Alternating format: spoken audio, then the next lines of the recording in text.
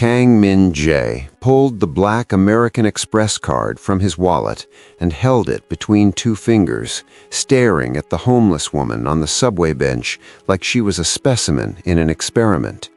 The card had no spending limit, no restrictions, no safety net. In the wrong hands, it could drain hundreds of thousands in hours.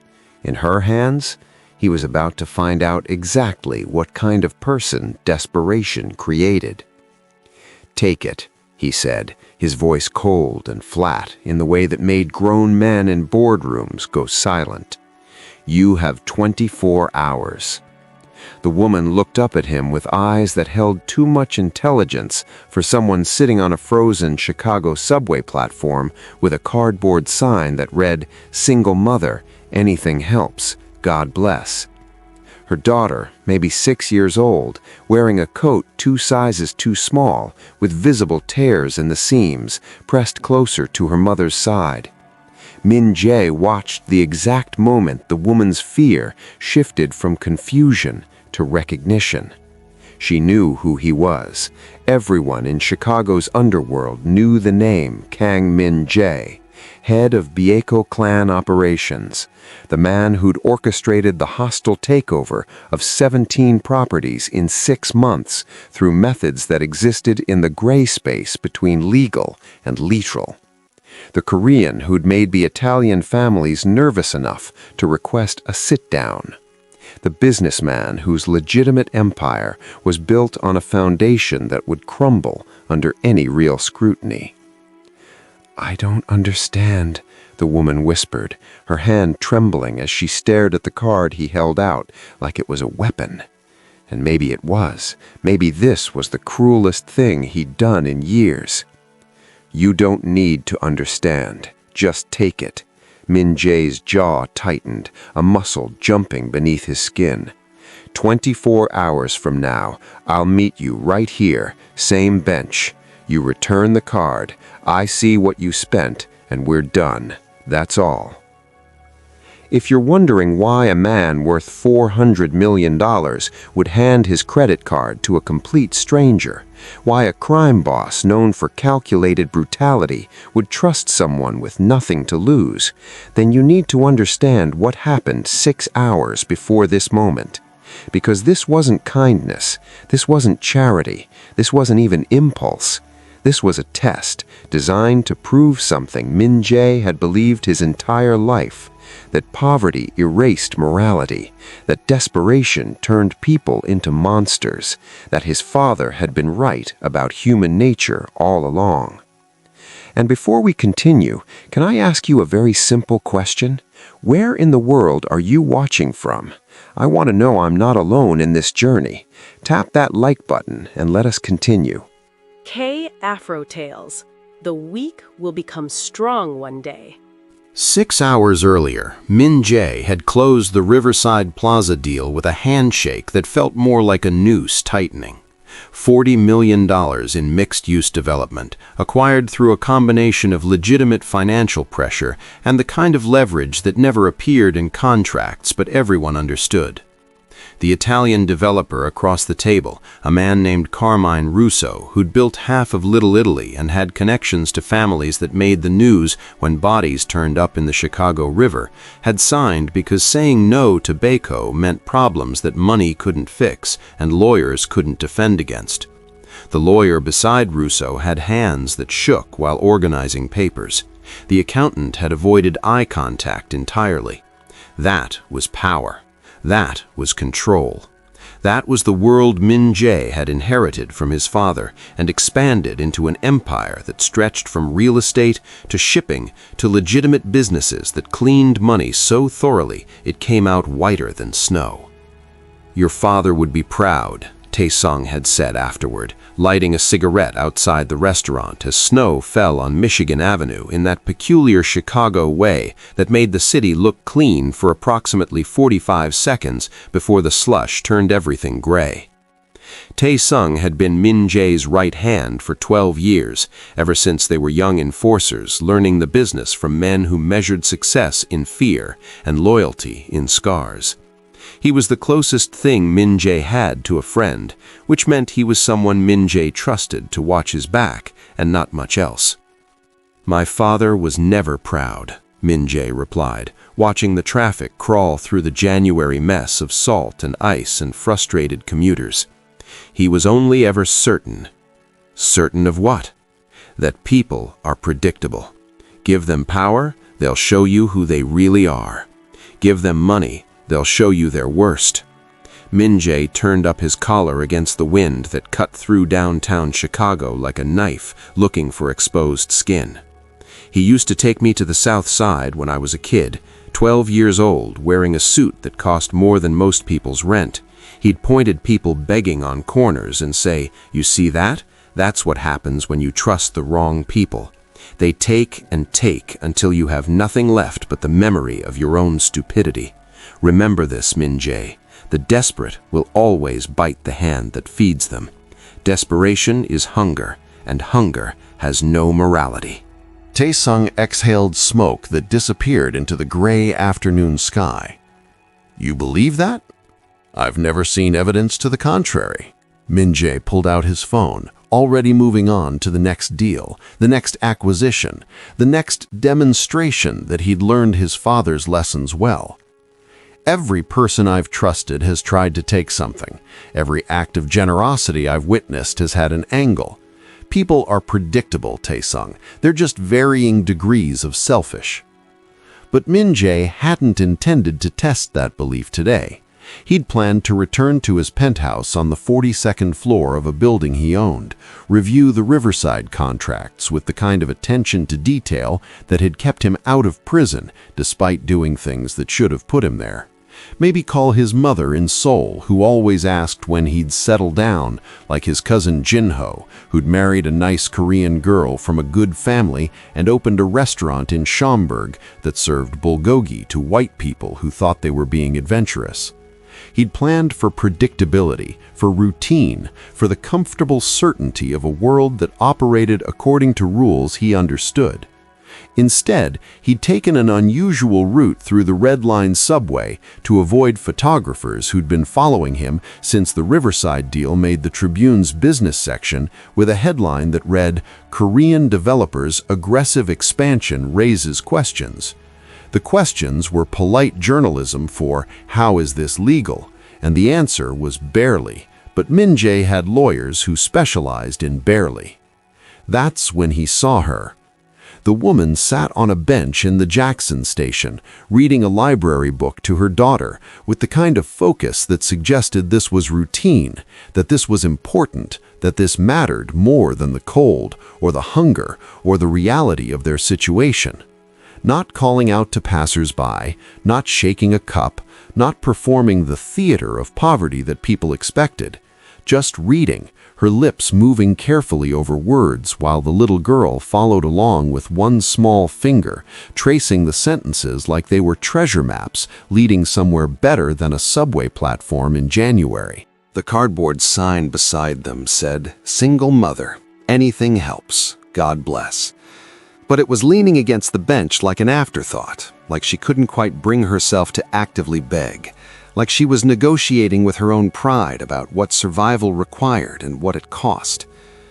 The little girl wore shoes that were too small. Min-jae could see where the canvas had split near her toes, could see the way she'd curled her feet under her legs to hide the damage or maybe to keep warm.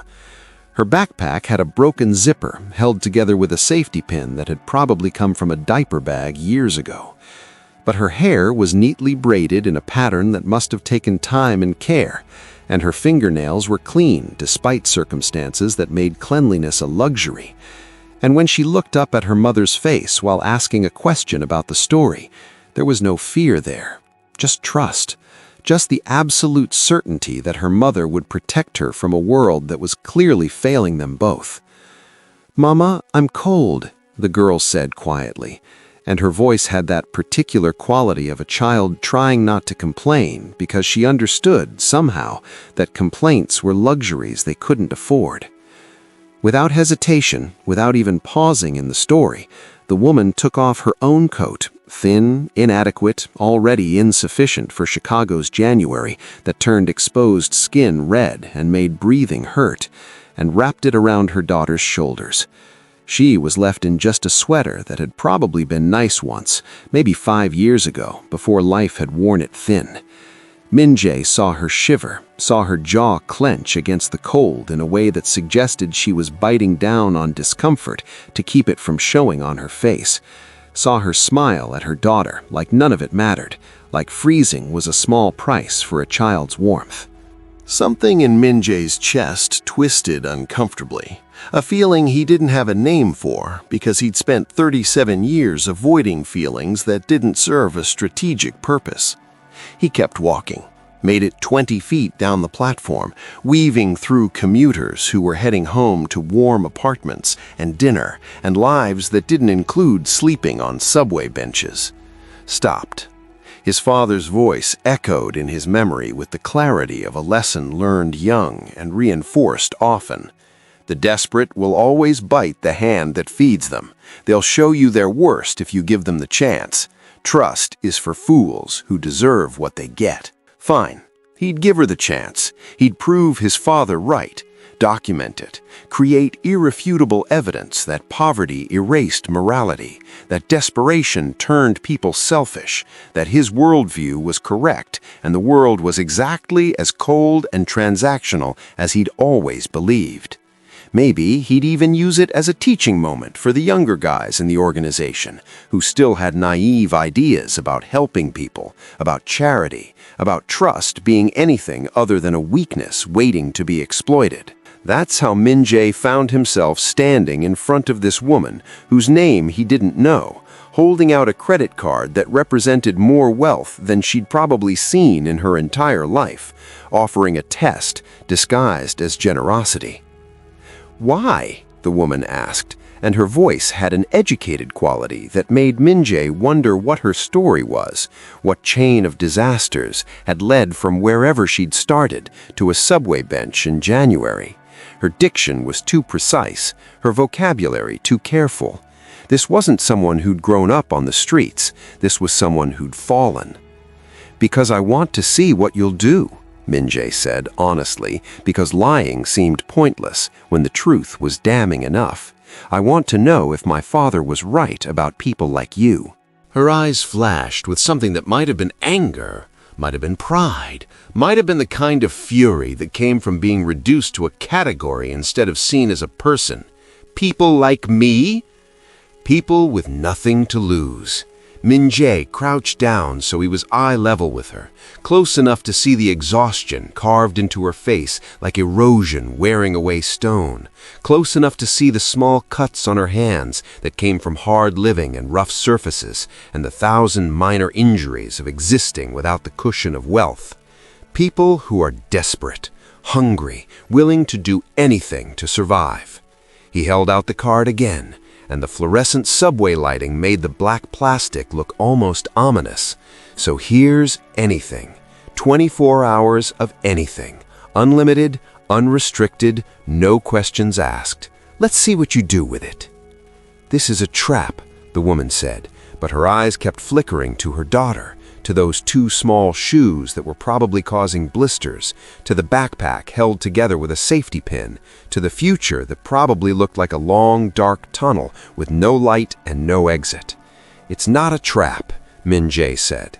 He pulled a business card and pen from his jacket, the jacket that cost $3,000 and was designed by someone whose name people dropped at cocktail parties, and scribbled a note on the back in handwriting that his 3rd-grade teacher had called chicken scratch and that had never improved despite his mother's best efforts. "Bearer of this card has my permission to use it for 24 hours. Kang Min-jae." He dated it, added his signature that appeared on contracts worth millions, and handed it to her, along with the credit card that had no limit because he'd never needed one. "Use it however you want. I don't care. Buy whatever you want. Go wherever you want. Just return it tomorrow. Same time, same place. That's the deal." The woman looked at the card like it might burn her, then at the note, then at her daughter who was watching this interaction with huge dark eyes that held curiosity instead of fear. Min-jae wondered what this woman had done to protect her daughter from understanding how bad things really were, what stories she'd told, what reassurances she'd manufactured from nothing but love and determination. "What's your name?" Min-jae asked, and he wasn't sure why that mattered, but suddenly it did. "Zara," the woman said quietly, and her voice carried the weight of someone who'd learned that giving too much information was dangerous. "Zara Okoro. This is my daughter, Amara." "Zara." Min-jae stood, his knees protesting slightly because he was 37 and spent too much time behind desks making decisions that affected hundreds of lives while slowly destroying his own body with stress and whiskey. 24 hours. Don't disappoint me." He walked away before she could ask more questions, before he could see whether she'd actually take the card or leave it on the bench like a test she'd decided not to take, before the uncomfortable feeling in his chest could spread into something he'd have to acknowledge and name and deal with. Tae-sung was waiting by the car, a Mercedes that cost more than most houses and was armored in ways that didn't appear on any manufacturer's specifications, and Min-jae slid into the back seat with his jaw set and his hands clenched. "Call American Express," he said, pulling out his phone with movements that were just slightly too sharp. "I want real-time tracking on every transaction, timestamps, locations, amounts, itemized receipts, everything their system can give me." "Boss, what did you do?" Tae-sung twisted in the passenger seat, his face showing the kind of concern usually reserved for moments when Min-jae made decisions that could get them all killed or arrested. "An experiment." Min-jae pulled out his phone, already seeing the first notification from American Express confirming that his card had been activated for tracking. "I gave a homeless woman my credit card. Let's see what poverty really does to a person's morality. Let's see if my father was right." "That's insane. She could drain the account. She could buy a car, jewelry, plane tickets to anywhere. She will." Min-jae's voice was hard with certainty that felt like armor against the uncomfortable twist in his chest. "That's the point. My father always said the desperate would take everything if you gave them the chance, that hunger has no morality, that poverty erases whatever good intentions people might have had before circumstances destroyed them. I'm documenting it, creating proof." Tae-sung was quiet for a long moment, and Min-jae could feel his right-hand man's eyes on him in the rearview mirror. What if she doesn't? "She will," Min-jae repeated, but something in his voice sounded less certain than the words suggested, sounded like he was trying to convince himself of something he'd believed without question for 37 years and was suddenly, inexplicably doubting. The first transaction came through at 7:47 p.m., Target on State Street. Min-jae stared at his phone screen in his penthouse, surrounded by windows that showed Chicago's skyline like a photograph of wealth and power, waiting for designer clothes, electronics, luxury items, jewelry, anything that would confirm his worldview, waiting for proof that he'd been right all along. Children's winter coat, size 6, $89. He blinked, refreshed the screen like the transaction might change if he looked at it differently. Children's boots, waterproof, size 12, $65. Children's underwear, 5-pack, $12. Children's thermal pajamas with feet, $24. Min-jae felt something uncomfortable settle in his stomach, like he'd swallowed stones. Not for herself, for the daughter. Every single purchase was for the little girl with the too small shoes and the broken backpack and the absolute trust in her mother's face. He told himself it was strategy, smart strategy. Buy the sympathy items first, build a paper trail that looked selfless. The big purchases would come later, the designer handbags and expensive dinners and jewelry and all the things that would prove his father right. But they didn't come. At 8:23 p.m., Whole Foods Market. Bread, peanut butter, milk, apples, granola bars, a rotisserie chicken, bananas, orange juice. Total, $48. Min-jae stared at the itemized receipt that appeared in his email with the kind of detail that American Express provided to high-value clients. A rotisserie chicken. She'd had unlimited access to Ruth's Steakhouse, to Alinea, to any restaurant in Chicago where a single meal cost hundreds of dollars. And she'd bought a rotisserie chicken from Whole Foods. Boss? Tae-sung had stayed at the penthouse, watching over Min-jae's shoulder as the transactions populated on the screen like evidence in a trial where the verdict was becoming increasingly unclear. She's only buying basics, food, children's clothes, nothing expensive. It's strategy, Min-jae said, but his voice sounded hollow even to his own ears. Building trust before the big purchases, making it look good, making me think she's responsible before she hits the luxury stores. Wait. But waiting only brought more evidence that contradicted everything he'd expected. At 9:15 p.m., Walgreens, children's vitamins, fever reducer, bandages, soap, shampoo, toothbrushes, 2 of them, Min-jae noticed, mother and daughter, toothpaste, dental floss. Total, $53. Min-jae poured himself whiskey from a bottle that cost $400 and represented everything his father had taught him about the difference between people who could afford luxury and people who couldn't. He didn't drink it, just held the glass, feeling the weight of crystal that had been handcrafted by artisans in Scotland, staring out at the Chicago skyline while watching transactions appear on his phone like accusations. 10:47 p.m., Best Western Hotel, 1 night, standard room, $120. She'd had access to the Four Seasons, where suites started at $800 a night. She'd had access to the Peninsula, the Waldorf Astoria, the Ritz-Carlton, where Min-jae sometimes stayed when his penthouse felt too empty and he needed the illusion of human presence that came from hotel staff and room service. She'd chosen a Best Western, a budget hotel, a place that was clean and safe and utterly without pretension. Min-jae didn't sleep. He sat in his leather chair that had been designed by someone famous and cost more than Zara probably made in a year when she'd had employment, phone in hand, waiting for the moment his father would be proven right, waiting for the shopping spree, the luxury items, the proof that desperation erased morality and poverty turned people into exactly what his father had always said they were. Instead, at 2:34 a.m., a notification appeared that made his hands shake badly enough that he nearly dropped his phone. Sarah's Circle Women's Shelter. Donation, $100. Min-jae stared at the screen until the numbers blurred and he had to blink to clear his vision. She donated money. A homeless woman with nothing, a woman who was sleeping in shelters and didn't know where her next meal was coming from, a woman whose daughter wore shoes that didn't fit. She donated $100 to a shelter. She'd given away money that she desperately needed.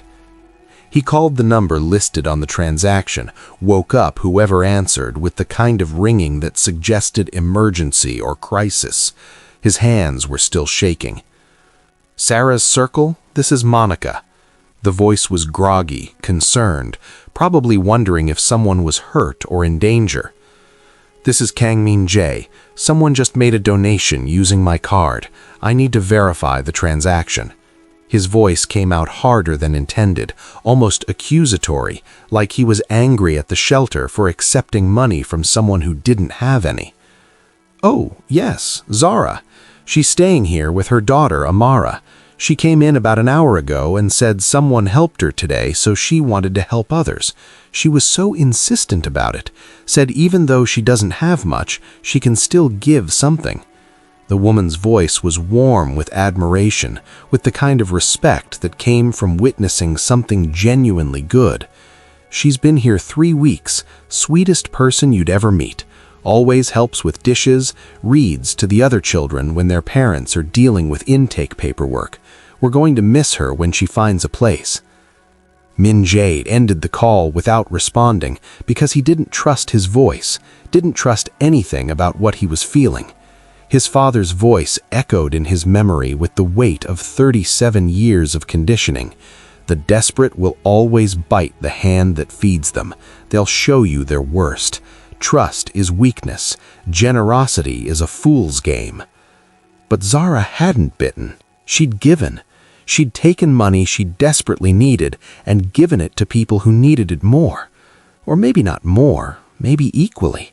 Maybe she'd looked at other mothers in that shelter and seen herself and decided that even when you had nothing, you could still give something. The rest of the night's transactions felt like physical blows, each one contradicting his worldview with the force of a punch to the chest. At 7:30 a.m., McDonald's breakfast, $8. Not a full meal for herself. The receipt showed one Happy Meal for Amara. Zara had eaten nothing. At 9:15 a.m., Barnes & Noble bookstore, children's book, The Giving Tree, $14. Min-jae knew that book. His mother had read it to him in Korean when he was Amara's age. It was about giving everything you had until you had nothing left. He wondered if Zara understood the irony, or if she'd chosen it deliberately, or if she just wanted to give her daughter something that would last longer than breakfast. At 11 a.m., Target again, children's backpack with unicorns, $35, to replace the one held together with a safety pin, to give her daughter something new and whole and not broken. 24 hours of unlimited wealth, and Zara Okoro had spent $643 total. A number that was less than Min-jae spent on a single suit, less than he spent on dinner most nights, less than he spent on whiskey in a month. Min-jae sat in his penthouse as dawn broke over Lake Michigan, painting the water gold and making the city look beautiful in that temporary way that never lasted past morning traffic, and something inside him that had been frozen for 37 years began to crack. His father had been wrong. Completely, fundamentally, absolutely wrong. And if his father had been wrong about this, about the basic nature of humanity, about poverty and morality, about what people did when given the chance, then what else had he been wrong about? What else had Min-jae built his entire worldview on that was nothing but cynicism and fear dressed up as wisdom? At 6 p.m. the next evening, Min-jae arrived at the Jackson Street station 30 minutes early. He stood on the platform, hands in his coat pockets because he didn't know what else to do with them, watching commuters rush past in their hurry to get somewhere warmer, and tried to understand why his chest felt tight, why his hands were trembling slightly in a way that had nothing to do with cold, why this mattered so much when it had started as just a test. Zara appeared at exactly 6 p.m., punctual, respectful of his time even though he'd given her no reason to respect anything about him. Amara was wearing the new coat and boots, carrying the new backpack covered in unicorns, looking like any other first grader instead of a child who'd been homeless 24 hours ago. The transformation was striking, but what struck Min-jae more was Zara's face. She looked exhausted but clean, and there was something different in her eyes. Not hope exactly, but maybe the memory of what hope felt like, maybe the possibility that hope could exist again. She walked straight to Min-jae with the kind of direct purpose that suggested she'd been preparing for this moment, rehearsing what to say, and held out the credit card. "Thank you," she said quietly, and her voice carried weight that simple words couldn't contain. "I don't know why you did this. I don't know what you wanted to prove, but thank you. You gave my daughter a winter coat, a real winter coat that fits. That's everything." Min-jae took the card and put it in his pocket without looking at it because he couldn't stop looking at Zara, at Amara, at the book clutched in small hands, and the shoes that finally fit, and the backpack that didn't need a safety pin. "Why did you donate to the shelter?" he asked, and his voice came out rougher than intended, almost angry, though he wasn't sure what he was angry at. Her for breaking his worldview, Himself for having that worldview in the first place, his father for teaching him to see people as categories instead of humans. Zara's expression shifted to surprise. You've been tracking the purchases? Every single one. Timestamps, locations, amounts, everything. Min-jae's jaw tightened until it hurt. You had access to unlimited funds. You could have spent $50,000, $100,000, more. You could have bought a car. You could have bought designer clothes and jewelry and lived in luxury for weeks on what's in that account. Why did you donate money when you're homeless, when your daughter's wearing shoes that don't fit? Because someone there gave Amara her first real meal when we had nothing. Zara's voice was steady, proud, carrying the kind of dignity that circumstances couldn't erase. A woman named Gloria. We'd been sleeping in the park for 3 nights because the shelters were full. We were hungry, cold. Amara was crying. Gloria found us. She didn't have to help, she just did.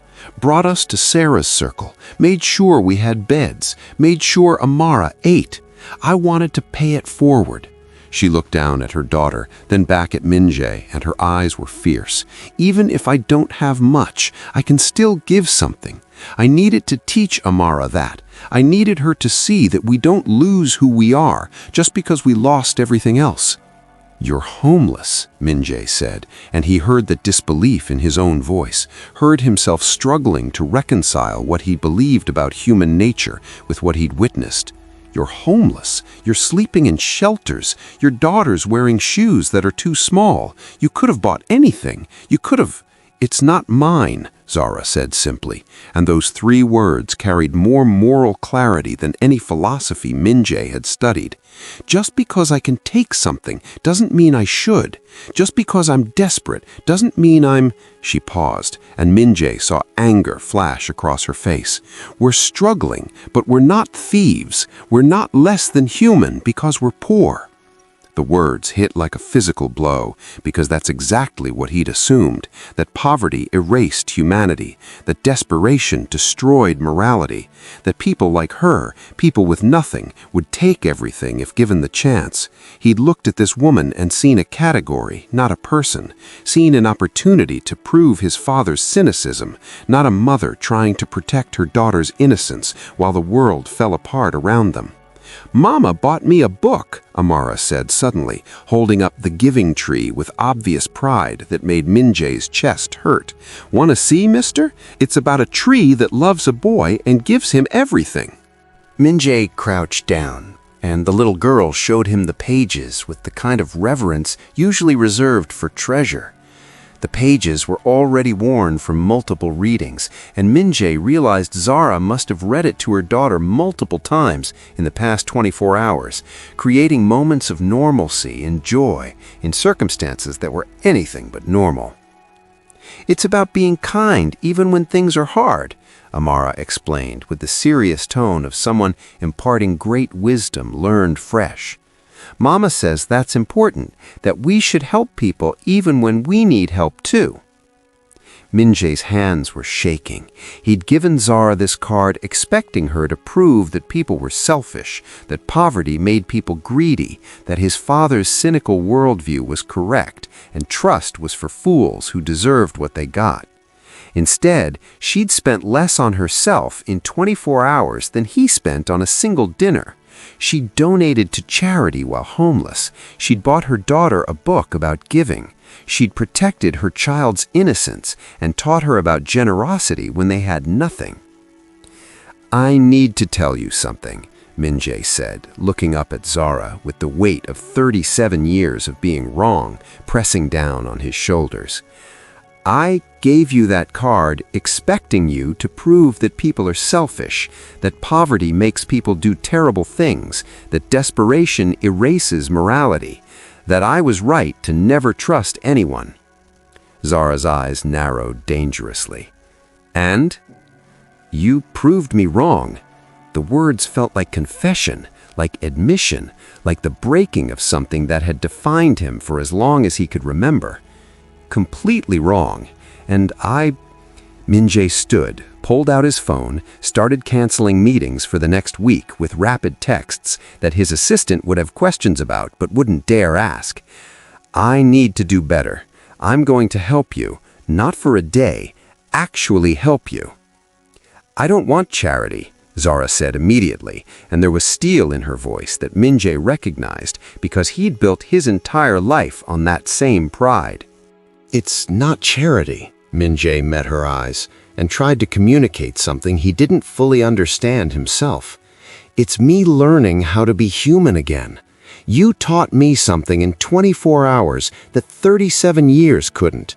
That poverty doesn't erase humanity, that desperation doesn't destroy morality, that my father was wrong about everything that mattered. The least I can do is help you get back on your feet. Why? Zara's voice was suspicious, guarded, and Min-jae didn't blame her, because why would she trust him? Why would she trust anyone? Because you spent $100 you desperately needed to help other people, Min-jae said quietly. Because you bought your daughter a book instead of yourself a meal. Because you proved that the poorest person on this platform wasn't you, it was me. What happened next unfolded like dominoes falling in reverse, building up instead of breaking down, creating structure instead of destroying it. Min-jae used his connections, the same connections he normally used to intimidate and acquire and control, to arrange a temporary suite at the Four Seasons. Zara refused at first, pride warring with practicality, her spine straight and her voice firm and saying she didn't need handouts from criminals who thought money fixed everything. It's not a handout, Min-jae said, standing in the hotel lobby while Amara stared at the marble floors like they were made of clouds.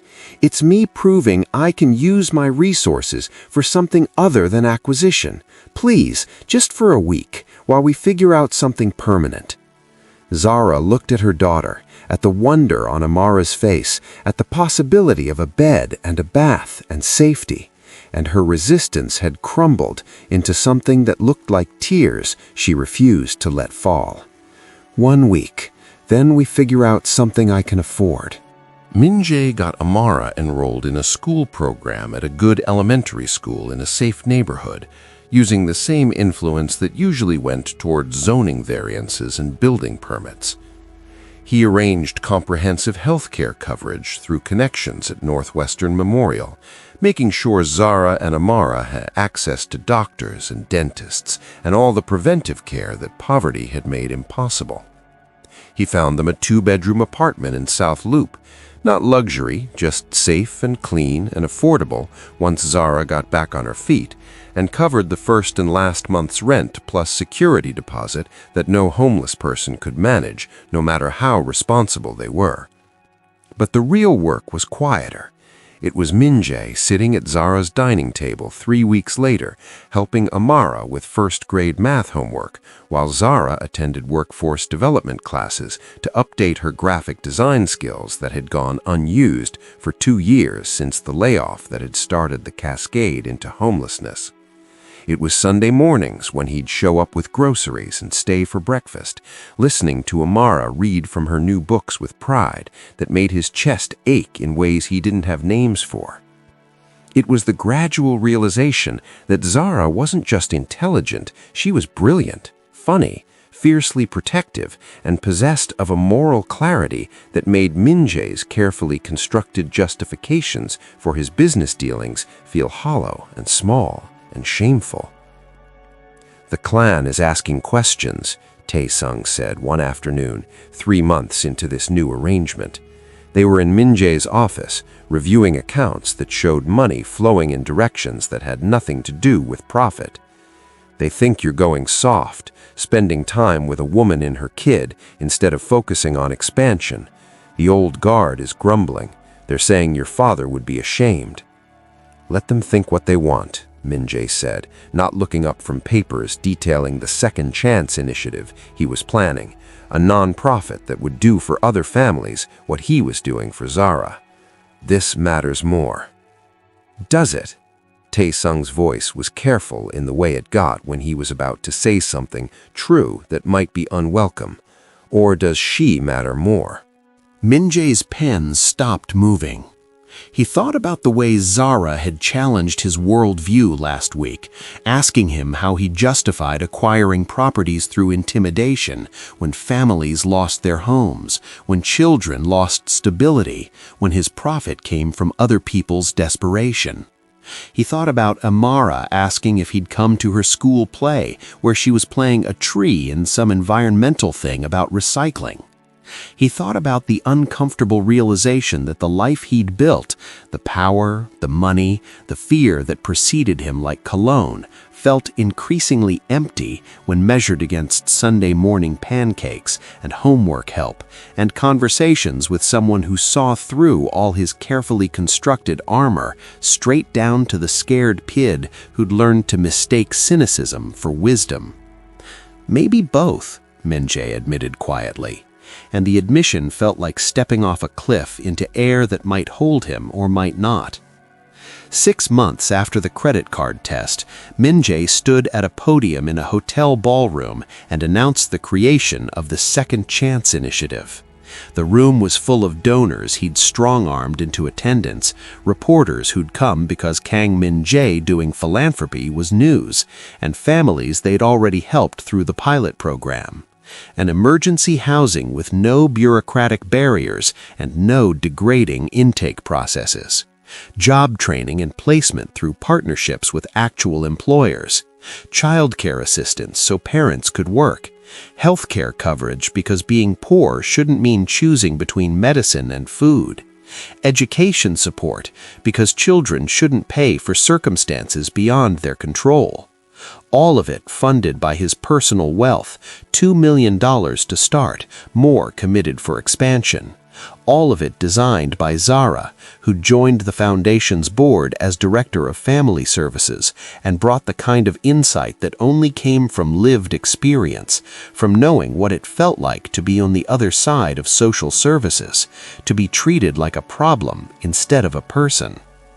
I was taught that people with nothing would take everything if given the chance, Min-jae said, looking out at the crowd of skeptical donors and hopeful families and reporters taking notes. One woman and her daughter taught me that's a lie. Poverty doesn't erase humanity, it tests it. And some people pass that test with grace I'll never have. He found Zara in the crowd, standing near the back with Amara in a new dress that she kept smoothing nervously. Someone very wise once told me that struggling doesn't mean losing yourself, that desperation doesn't erase who you are. I'm starting to understand what that means. I'm starting to understand that the poorest person in any room might be the one with the most money. Zara's speech was shorter but cut deeper, her voice carrying the authority of someone who knew exactly what she was talking about because she'd lived it. Someone gave me a chance when I had nothing, she said, her hands gripping the podium like she needed the support. Not because I deserved it, not because I earned it, because he chose to see me as human instead of as a problem. That's what this foundation does. We see people. We see their humanity, even when circumstances make that hard. We see their potential instead of their poverty. And we trust them with that second chance, because trust isn't weakness. Trust is the strongest thing you can offer someone who's been told by the world that they're not worth trusting. After the event, after the donors had written checks and the families had been connected with case managers and the reporters had gotten their quotes about the reformed criminal doing good, Min-jae found Zara on the hotel balcony, looking out at the Chicago skyline that glittered with lights that represented wealth and power and all the things he'd once thought mattered. "You did good," she said, without turning around, and her voice was soft in a way it rarely was when other people could hear. "We did good," Min-jae corrected, moving to stand beside her, close enough that their shoulders almost touched.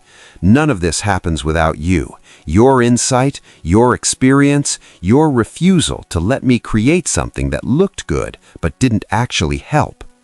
None of this happens without you giving a credit card to a stranger on a subway platform. Zara looked at him, and there was something in her expression that made Min-jae's heart race in a way that had nothing to do with fear or adrenaline or any of the things that usually made his pulse pound. Why did you really do it? The truth this time, not the story about testing your father's theories. Min-jae was quiet for a long moment, watching the city lights reflect off Lake Michigan in the distance. I wanted to prove my father right, he said finally, and the admission felt like a betrayal of a dead man who'd shaped everything he was. That people are selfish, that trust is weakness, that the desperate will always bite the hand that feeds them, that poverty erases whatever goodness might have existed before circumstances destroyed it. He turned to look at her, at this woman who'd taken $600 and changed his entire worldview. I wanted you to fail that test so I could keep believing the world was as cold and transactional as I'd made it. And now? Now I think my father was wrong about everything that mattered. Min-jae's voice was rough with emotion he usually kept locked away. And I think the coldest person on that subway platform wasn't you. It was me. I looked at you and saw a category instead of a person, saw poverty instead of humanity, saw an opportunity to prove cynicism instead of a mother protecting her daughter's innocence against impossible odds. Zara's hand found his, fingers threading together in a way that felt both natural and earth-shaking, like something that had been inevitable since the moment he'd offered her that card. "You're getting better," she said softly, and there was something in her voice that sounded like forgiveness for things he'd never apologized for, like understanding for things he'd never explained. "Am I?" Min-jae's thumb traced circles on her palm in a gesture he hadn't planned and didn't want to stop. You helped 127 families this year. You showed up for my daughter when you didn't have to. You learned how to trust again, even though it scared you. You built something good from something that started as a test designed to prove the worst about humanity. Zara squeezed his hand gently. That's not nothing, Min-jae. That's everything. The use of his first name sent warmth through his chest that had nothing to do with the temperature. They'd been circling this for months, the growing attraction neither wanted to acknowledge because the power imbalance felt too great, the careful distance they maintained despite the magnetic pull between them, the awareness that what had started as a cynical test had become something neither could name but both felt like gravity. "Zara," Min-jae said. And then Amara's voice interrupted from the doorway, bright and excited and completely oblivious to the moment she was interrupting. "Mama, Mr. Kang, they have chocolate cake inside, and it's really big." The moment broke like glass, but the warmth remained, settling into Min-jae's chest like something permanent. They followed Amara back inside, and Min-jae watched Zara help her daughter reach the dessert table, watched the easy affection between them, watched the life they'd built from nothing but determination and dignity, and the absolute refusal to let hardship erase their humanity. And he thought about his father, about all the lessons learned and believed and built upon, about how wrong it was possible to be about things that seemed like fundamental truths. 1 year after the credit card test, the Second Chance Initiative had helped 127 families in Chicago. Zara was thriving in her career and advocacy work, her graphic design skills now used to create materials for nonprofits across the city, her voice carrying weight in conversations about poverty and policy.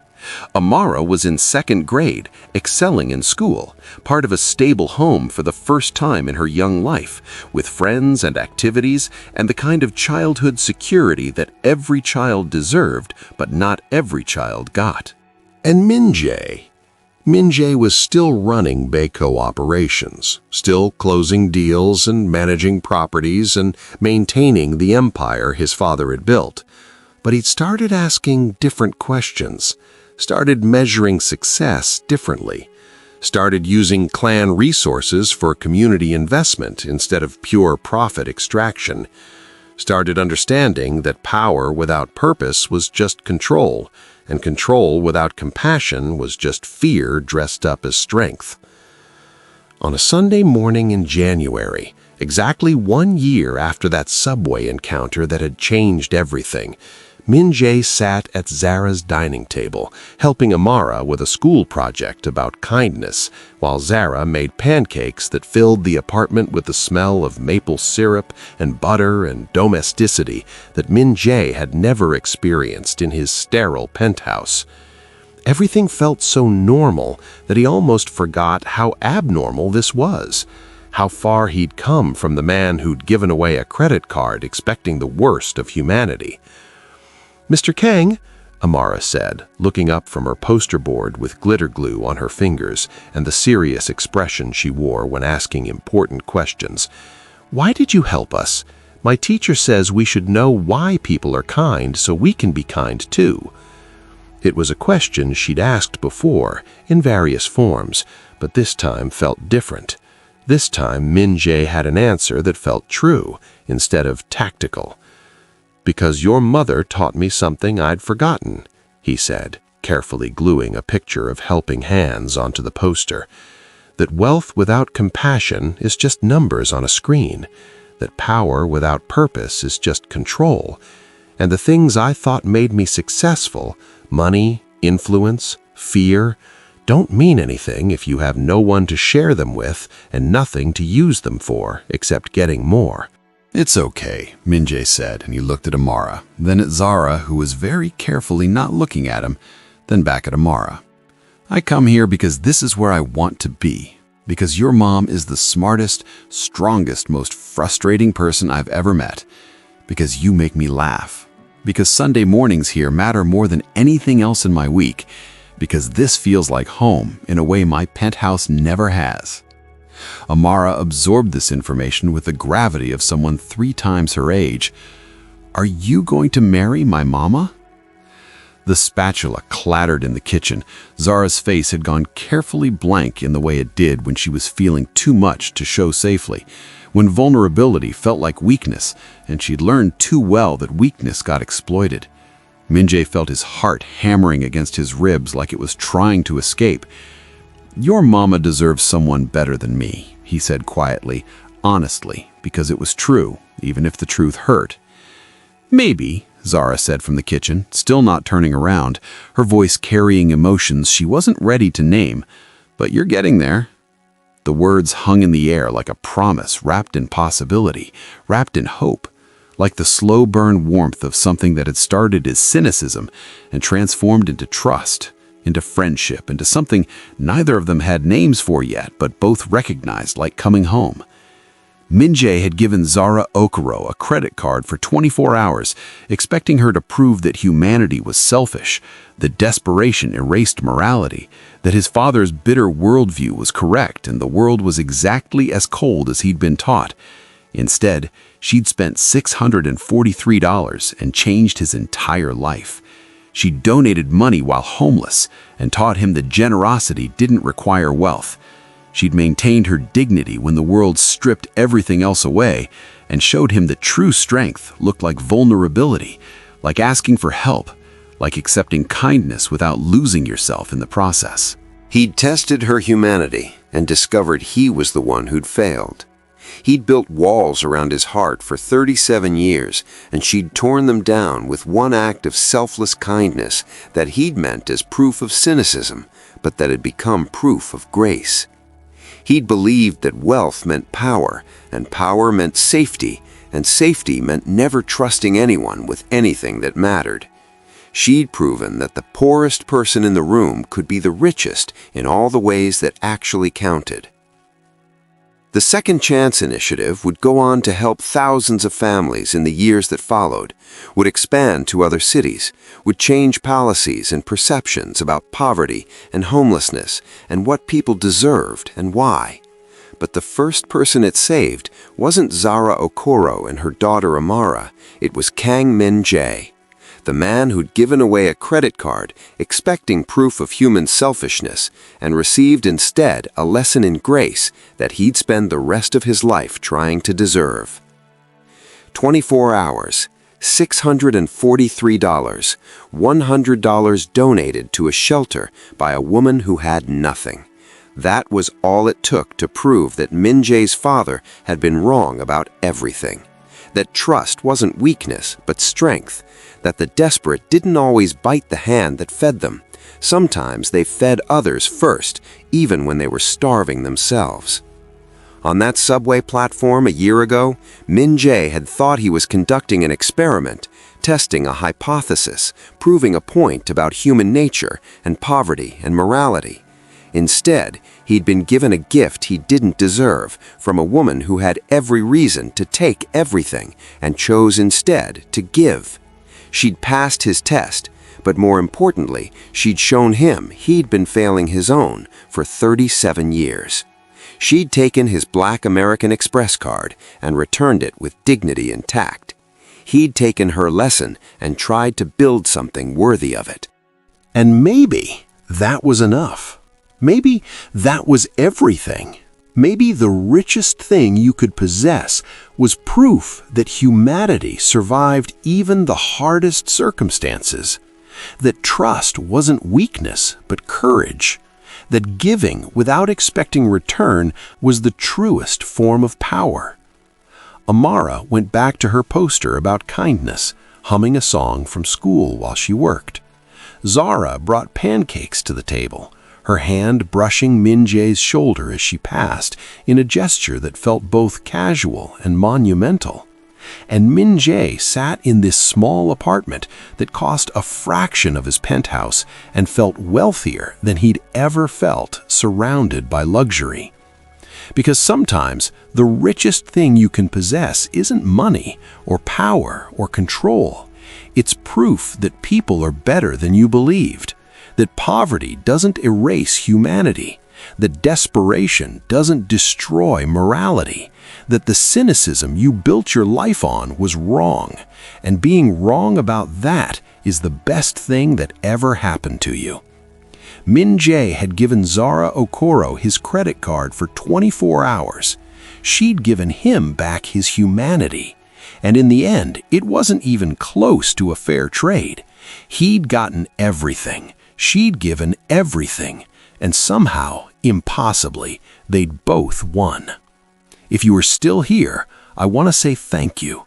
Please share this with someone who needs this. God bless you. K. Afro Tales. The weak will become strong one day.